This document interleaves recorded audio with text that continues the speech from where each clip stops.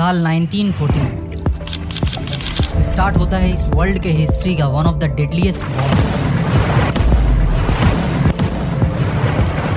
World war 1।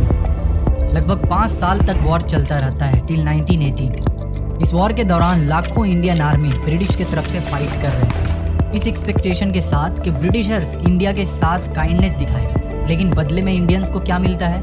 हजारों बेकसूर निहत्थे लोगों को 10 मिनट में गोलियों से भून दिया जाता है। छोटे छोटे बच्चे, बूढ़े, औरतें सब एक ही पल में तड़प तड़प कर शहीद हो जाते हैं। बर्दाश्त की सारी हदें पार हो जाती हैं और अब वक्त है एक ऐसे मूवमेंट का जो इन ब्रिटिश का देश से पूरी तरीके से सफाया करे। मार्च 1919 ब्रिटिश गवर्नमेंट पास करता है रॉलेट एक्ट, जिसके हिसाब से अब वो किसी भी पर्सन को अरेस्ट कर सकता है, जेल में डाल सकता है, बिना कोई कोर्ट के, बिना कोई सुनवाई के, बिना किसी ट्रायल के। कांग्रेस के 2 popular leaders Satyapal and Saifuddin को अरेस्ट कर लिया जाता है एंड उन्हें जेल में डाल दिया जाता है। लोग इस लॉ के अगेंस्ट में प्रोटेस्ट करना शुरू कर देते हैं। पंजाब का कंडीशन थोड़ा खराब हो जाता है एंड वहाँ पे मार्शल लॉ लागू कर दिया जाता है, यानी मिलिट्री रूल। 4 से ज्यादा लोग एक जगह पे इकट्ठा नहीं हो सकते हैं। 13 अप्रैल 1919 जिस दिन पंजाब में न्यू ईयर सेलिब्रेट किया जाता है, जिसे हम लोग बैसाखी कहते हैं, उस दिन हजारों लोग एक बाग में यानी एक गार्डन में इकट्ठा होते हैं, जिसे आज हम जलियांवाले बाग के नाम से जानते हैं। एंड वहाँ पे वो लोग इस फेस्टिवल को सेलिब्रेट कर रहे होते हैं एंड साथ ही साथ रॉलेट एक्ट के खिलाफ पीसफुली प्रोटेस्ट कर रहे होते हैं। जब ये खबर जनरल डायर के पास पहुंचता है तो वो उस गार्डन में आते हैं अपने सोल्जर्स के साथ एंड सारे सोल्जर्स को पोजीशन लेने के लिए कहते हैं एंड देन उन सारे सोल्जर्स को ऑर्डर देते हैं 10 मिनट तक नॉन स्टॉप फायरिंग चलता है एंड इस फायरिंग के दौरान ऑलमोस्ट 1000 इंडियंस शहीद हो जाते हैं एंड 1500 के आसपास बुरी तरीके से इंजर्ड हो जाते हैं। जब ये न्यूज़ पूरे देश में फैलता है तो देश के लोगों के दिलों में ब्रिटिश गवर्नमेंट के खिलाफ जो गुस्सा होता है वो और भी ज्यादा बढ़ जाता है। एंड इन दिनों देश में एक और बहुत ही फेमस मूवमेंट चल रहा होता है जिसे हम लोग खिलाफत मूवमेंट के नाम से जानते हैं। अगर आप इसके ऊपर एक सेपरेट वीडियो चाहते हैं, let me know in the comment section, I will make a separate video on खिलाफत मूवमेंट। सो हमारा देश पूरी तरीके से तैयार होता है एक ऐसा मूवमेंट के लिए जो मूवमेंट एक मास मूवमेंट हो और ब्रिटिश गवर्नमेंट को पूरी तरीके से हिला कर रख दे। अगस्त 1920 स्टार्ट होता है गांधीयन मूवमेंट का सबसे पहला मूवमेंट, नन कोऑपरेशन मूवमेंट। कई सारे लीडर्स इस मूवमेंट का हिस्सा होते हैं, like Gandhi ji, Jawaharlal Nehru, Annie Besant, Maulana Azad, Mukhtar Ahmad, Lala Lajpat Rai और भी बहुत सारे नेशनलिस्ट लीडर्स। ये कहा जा सकता है कि नन कोऑपरेशन मूवमेंट वो पहला मूवमेंट था जिसमें इतना ज्यादा भीड़ इकट्ठा हुआ था, वो चाहे मुस्लिम्स हो, हिंदू हो, गरीब हो, अमीर हो, वर्किंग क्लास पीपल हो, पीजेंट्स हो, लेडीज हो, मेन्स हो, सारे लोग मिलकर इस मूवमेंट में पार्टिसिपेट कर रहे थे। इस मूवमेंट का ऑब्जेक्टिव बिल्कुल ही साफ होता है कि ब्रिटिश गवर्नमेंट को इंडिया से हटाना है एंड इंडिया में सेल्फ गवर्नमेंट यानी कि इंडिपेंडेंस एस्टैब्लिश करना है, बट थ्रू नन वायलेंस, बिना किसी हथियार, बिना किसी मारपीट, बिना किसी का खून बहाए इस मूवमेंट को हमें आगे बढ़ाना है। सो गांधी जी कहते हैं कि अगर हमारे ऊपर ब्रिटिश आज रूल कर पा रहे हैं तो इसके पीछे कहीं ना कहीं गलती हमारा है। हम लोगों ने उनके साथ ना जाने कहाँ कहाँ पे कोऑपरेट किया है, लाइक हम लोग उनके बनाए हुए स्कूल्स में पढ़ रहे हैं, मतलब उनके साथ कोऑपरेट कर रहे हैं। हम लोग उनके बनाए गए फैक्ट्रीज में काम कर रहे हैं, यानी हम लोग उनके साथ कोऑपरेट कर रहे हैं। हमारे इंडियंस ब्रिटिश आर्मी का हिस्सा है, यानी हम लोग उनके साथ कोऑपरेट कर रहे हैं। हम लोग ब्रिटिश के बनाए गए सामान को परचेस कर रहे हैं, यानी हम लोग ब्रिटिश के साथ कोऑपरेट कर रहे हैं। हम इंडियंस ब्रिटिशर्स को हाई अमाउंट ऑफ टैक्सेस पे कर रहे हैं, यानी हम लोग ब्रिटिशर्स के साथ कोऑपरेट कर रहे हैं। बट आज से नो कोऑपरेशन। सारे लोगों ने ब्रिटिशर्स के गुड्स को बॉयकॉट करना शुरू कर दिया, यानी उनके सामान को खरीदने से इनकार कर दिया। वहीं पे पीजेंट्स लोगों के बारे में बात करें तो वो लोग लैंडलॉर्ड्स के साथ जो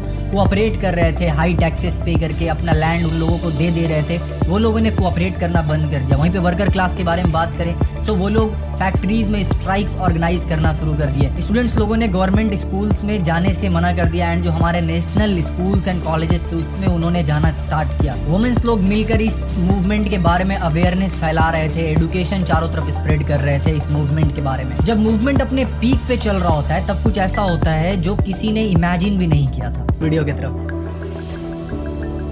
2 फरवरी 1922 एक प्रोटेस्टर का ग्रुप चौरा चौरी मार्केट में जाकर अपने नाराजगी को एक्सप्रेस करते हैं, क्योंकि वहाँ पे जो मीट का प्राइस था उसमें काफी ज्यादा हाइक कर दिया गया था। बट वहाँ के जो लोकल पुलिस होते हैं वो किसी तरीके से इस प्रोटेस्ट को रोक देते हैं एंड जो उनके लीडर्स होते हैं उनको अरेस्ट कर लेते हैं। 5 फरवरी को अगेंस्ट ऑलमोस्ट 2000 के आसपास लोग जो उस दिन प्रोटेस्ट कर रहे थे वो सारे लोग फिर से चौरा चौरी मार्केट के पास इकट्ठा होते हैं एंड इस बार जब उन्हें रोकने का कोशिश किया जाता है तो वो सारे के सारे लोग वहाँ का जो लोकल पुलिस स्टेशन होता है वहाँ के लिए मार्च कर देते हैं। लोकल पुलिस स्टेशन के जब पास वहाँ पे पहुँचते हैं एंड प्रोटेस्ट करना शुरू करते हैं तो वहाँ पे पुलिसमैन इन लोगों को डराने के लिए हवा में फायरिंग करना शुरू कर देते हैं। बट इस फायरिंग से डरने के बजाय ये सारे प्रोटेस्टर्स लोग मिलकर स्टोन्स फेंकने लगते हैं पुलिसमैन के ऊपर। अब इसके बाद क्या होता है कि वहाँ पे सब इंस्पेक्टर ये ऑर्डर देते हैं कि फायर करो। जब फायरिंग शुरू होता है तो 2-3 प्रोटेस्टर्स का वहाँ पे डेथ हो जाता है। अब ये जो सारा भीड़ होता है ना वो सारा भीड़ बहुत ही ज्यादा गुस्से में आ जाता है एंड गुस्से में आकर ये लोग डरने के बजाय, पीछे हटने के बजाय और सामने चले जाते हैं और सामने जाते जाते हैं कंडीशन ऐसा आ जाता है कि लास्ट में वहाँ पे जितने पुलिसमैन थे वो सारे लोग डर कर भागने लगते हैं एंड सारे लोग जो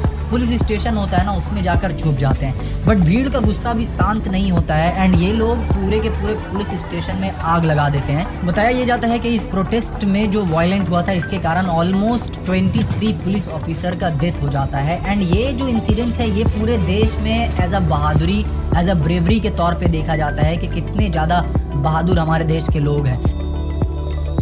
जब गांधी जी के पास ये न्यूज़ पहुंचता है तो गांधी जी बहुत ही ज़्यादा नाराज़ होते हैं और Gandhi ji none cooperation movement को वापस ले लेते हैं। बिकॉज गांधी जी ये कहते हैं कि इस मूवमेंट का सबसे मेन प्रिंसिपल था कि हमें इस मूवमेंट को करना है बट नन वायलेंस तरीके से, किसी भी तरीके का वायलेंस नहीं होना चाहिए। एंड गांधी जी ये जो 23 पुलिस ऑफिसर का डेथ होता है इसको एज अ क्राइम बताते हैं। ये फैसले से, इस डिसीजन से कांग्रेस के बहुत सारे लीडर्स बहुत ज़्यादा नाराज़ होते हैं एंड वो लोग कुछ हद तक गांधी जी के अगेंस्ट होते हैं कि गांधी जी को ये फैसला इस वक्त नहीं लेना चाहिए। इस मूवमेंट के कारण पूरे देश में एक नेशनलिज्म का आग जल जाता है एंड देश के ऑलमोस्ट कोने कोने तक नेशनलिज्म के बारे में इंफॉर्मेशन पहुंच जाता है एंड अब लोगों को समझ में आ जाता है कि कैसे हमें ब्रिटिश को इंडिया से हटाना है। एंड ब्रिटिशर्स लोगों को भी समझ में आ जाता है कि अगर इंडियंस लोग हमारे साथ कोऑपरेट नहीं करेंगे तो हमें रूल करने में कितना ज़्यादा डिफिकल्टी हो सकता है। और एक तरीके से ये मूवमेंट हमारे देश में आने वाले गांधीयन मूवमेंट जो कि civil disobedience quit India movement जिसके ऊपर मैं वीडियोस बनाऊंगा उनके लिए ग्राउंड तैयार कर देता है। साथ ही हमें यह भी समझ आता है इस मूवमेंट से कि Gandhi ji none violence principal के लिए किस हद तक जा सकते थे। I regard myself as a soldier, though a soldier of peace. I hope आपको ये वीडियो पसंद आया हो। अगर किसी तरीके का कोई कमी रह गया है तो आप कमेंट सेक्शन में जरूर बताएं। नेक्स्ट वीडियो से उसको इंप्रूव करने का कोशिश किया जाएगा। एंड इस चैनल को सपोर्ट करने के लिए, मुझे सपोर्ट करने के लिए आप जरूर इस वीडियो को ज़्यादा से ज़्यादा लोग तक शेयर करें एंड चैनल को सब्सक्राइब जरूर कर लें ताकि जो नेक्स्ट वीडियोज आने वाला है इस सीरीज़ में उसे आप मिस ना करें। मिलता हूँ आपसे नेक्स्ट वीडियो में, तब तक अपना ध्यान रखिए। Thank you.